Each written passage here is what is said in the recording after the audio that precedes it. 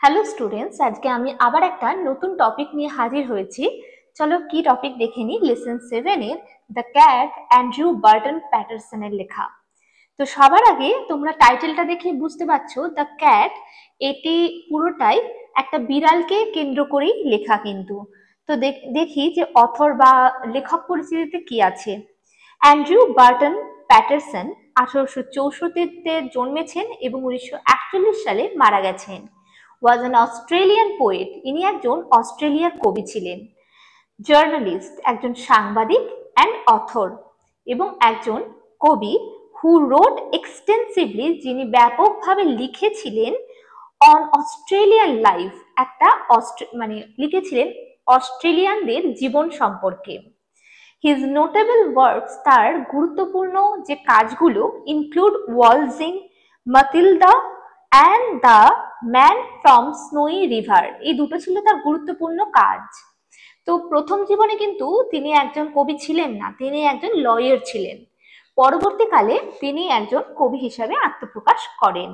ঠিক আছে, তো নেক্সট প্যারাতে তোমরা বুঝতে পারবে, পড়লেই বুঝতে পারবে যে এই টেক্সট নিয়ে কি আছে বা টেক্সটে কি আছে বা টেক্সটের দ্বারা আমাদের কি বোঝাতে চেয়েছে সেটা আমরা নেক্সট প্যারাতে বুঝতে পারবো। চলো দেখি।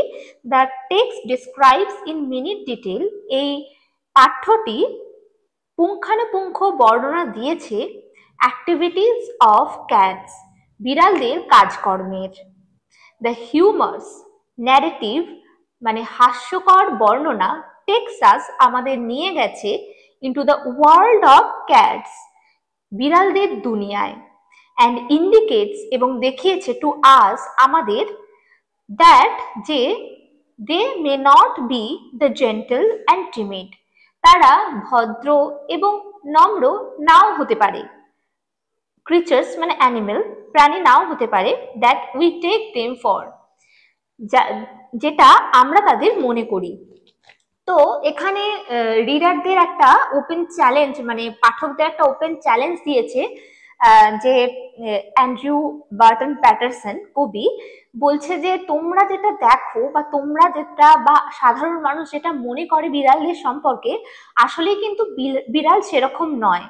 তো কেমন বিড়াল আসলেই কেমন, বা বিড়াল যে কতটা বৈশিষ্ট্যপূর্ণ, সেটা কিন্তু আমরা জানতে পারবো এই টেক্সটটা পড়লে। ঠিক আছে, তো চলো আজকে আমি ইউনিট 1 পড়াবো এবং তার কম্প্রিহেন্সিভ এক্সারসাইজ গুলো করাবো। ইউনিট 2 আর ইউনিট 3 আমি আবার নেক্সট ভিডিওতে করাবো। ঠিক আছে, তো চলো প্রথমে এর বাংলা মিনিং দেখে নিই। মোস্ট পিপল থিঙ্ক, বেশিরভাগ মানুষজন ভাবে, দ্যাট যে the cat is an unintelligent animal, বিড়াল একটি বুদ্ধিহীন প্রাণী। ফন্ড অফ ইজ, আরামপ্রিয়। And caring little for anything, কিছুতেই অতটা যত্নশীল নয় বা অতটা উত্তপ্ত বা উদ্বিগ্ন নয়। বাট মাইস, কিন্তু ইঁদুর, এবং দুধ ছাড়া, মিল্ক দুধ ছাড়া। তো মাইস, এটা হচ্ছে মাউসের প্লুরাল ফর্ম। মাউস হচ্ছে একটি ইঁদুর আর মাইস হচ্ছে অনেকগুলো ইঁদুর। ঠিক আছে, বাট এ ক্যাট, কিন্তু একটা বিড়াল, has really more character than most human beings, কিন্তু একটা বিড়ালের অনেক বেশি বৈশিষ্ট্য আছে একটা বেশিরভাগ মানুষের যেটা থাকে না, বা একটা বেশিরভাগ মানুষের থেকে অনেক বেশি বৈশিষ্ট্যবান একটি বিড়াল। ঠিক আছে, and gets a great deal more satisfaction out of life, তো সে তার জীবন থেকে অনেক বেশি পরিতৃপ্তি পায়। He or she is an athlete, সে এখানে ছেলেদের ক্ষেত্রে হি, সে বোঝাচ্ছে, আর সি হচ্ছে মেয়েদের ক্ষেত্রে। তো এখানে জেন্ডার ডিফাইন করছে না লেখক, তাই জন্য এখানে ছেলে অথবা মেয়ে বোঝাতে চাইছে। ইজ অ্যান অ্যাথলেট, একজন ক্রীড়াবিদ। অ্যান অ্যাক্রোব্যাট, একজন ব্যায়াম কুশলী। অ্যান্ড আ গ্রিন ফাইটার, এবং হিংস্র যোদ্ধা। অল ডে লং, সারাদিন ধরে। The cat loaves about the house, বিড়ালটি সারা বাড়িতে বেকার ঘুরে বেড়ায়।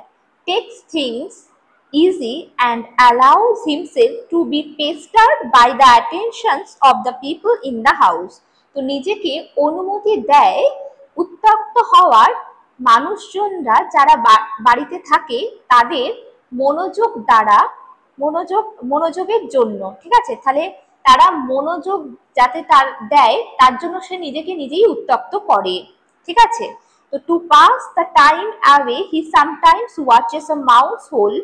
তো সময় কাটানোর জন্য সে কিছু সময় ইঁদুরের গর্তের দিকে তাকিয়ে থাকে।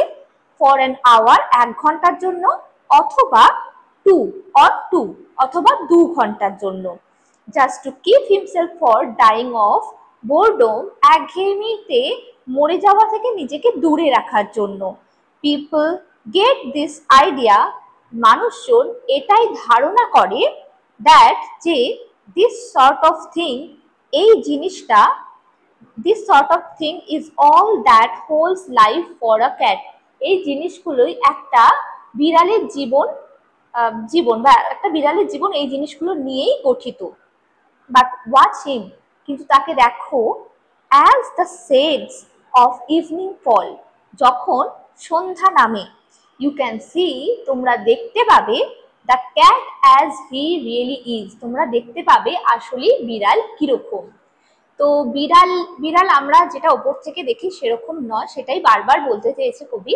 আর বিড়াল আসলে কি সেটা আমরা নেক্সট ইউনিট 2 আর ইউনিট 3-তে জানতে পারবো, কি করে সন্ধে নামার পরে। তো আজকে এই অবধি। আজকে আমি কিছু ওয়ার্ড নেক্সট আছে আমি বলে দিই। ক্যারেক্টার হচ্ছে পার্সোনালিটি বা চরিত্র, বৈশিষ্ট্য, স্বভাব, যেটা বলা যেতে পারে। অ্যাক্রোব্যাট হচ্ছে যে যারা ভালো জিমনাস্টিক দেখায় বা মানে কি বলবো, যে ব্যায়াম কুশলী যেটাকে বলবো, মানে one who entertains other through difficult physical movements. Okay, তারপর লোভস মানে কি বলতো, মানে হচ্ছে টু অ্যাভয়েড অ্যাক্টিভিটি। ওকে, তারপরে দেখো গ্রিন মানে হচ্ছে সিরিয়াস, ঠিক আছে। এরপরে দেখো কিছু মাল্টিপল কোয়েশ্চেন আছে সেগুলো। তো most people think that the cat is, এটা হবে answer 2, unintelligent. The cat cares little for anything but mice and, কি হবে আনসার 4 হবে, অপশন 4 হবে milk. 1 can see the cat as he really is in the evening, answer মানে option 4 হবে। ওকে, তো complete the following sentence, তো কিছু sentence দেওয়া আছে সেটাকে কমপ্লিট করতে বলেছে। The cat really has more character than, তো একটা বিড়ালের সত্যি অনেক বৈশিষ্ট্য, দ্যান মোস্ট হিউম্যান বিংস, বেশিরভাগ মানুষের থেকে। তারপর দেখো দ্য ক্যাট সামটাইমস ওয়াচেস, বিড়াল মাঝে মধ্যে দেখে বা মাঝে মাঝেই দেখে, কি দেখে, watches a mouse hole for an hour or 2, ঠিক আছে, ইঁদুরের গর্তের দিকে তাকিয়ে বসে থাকে 1 ঘন্টা অথবা 2 ঘন্টার জন্য। তারপর দেখো all day long the cat allows himself to be, কি সারা দিন ধরে বিড়াল তাকে নিজেকে অনুমোদন করে বা অনুমতি দেয় নিজেকে to be pestered by the attentions of the people in the house. Okay, তারপরে দেখো ট্রু এবং ফলস লিখতে হবে সাপোর্টিং স্টেটমেন্টের সাথে। The cat is not fond of is, বিড়াল আরামপ্রিয় নয়, এটা একেবারেই ভুল, এটা ফলস হবে। তো most people think that the cat is an unintelligent animal fond of ease and caring little for anything but mice and milk, এটা হচ্ছে যে একদম প্রথমের লাইনটাই হবে সাপোর্টিং স্টেটমেন্ট। তারপরে সেকেন্ডটা দেখো the cat has no athletic skills, এটাও ভুল কারণ এর অ্যাথলেটিক স্কিল আছে। He or she is an athlete and acrobat and a green fighter, এটা সাপোর্টিং স্টেটমেন্ট 2 নম্বর প্যারার প্রথম লাইনটাই। তারপরে দেখো the cat takes things very easily, এটা হবে ট্রু, ঠিক আছে। তো বিড়াল কোনো জিনিস খুব সহজেই নেয়, এটা কি হবে supporting statement. All day long the cat loaves about the house, takes things easy and allows himself to be pestered by the attention of the people in the house, এটা একেবারে সেকেন্ড প্যারাগ্রাফের সেকেন্ড লাইনটাই এর supporting statement হবে। তো আজকে unit 1টা complete হয়ে গেল। Next day আমি unit 2টা পড়াবো এবং তার সাথে সাথে এক্সারসাইজ করাবো। তো আজকে এই অবধি, তোমরা সকলে সুস্থ থেকো, ভালো থেকো।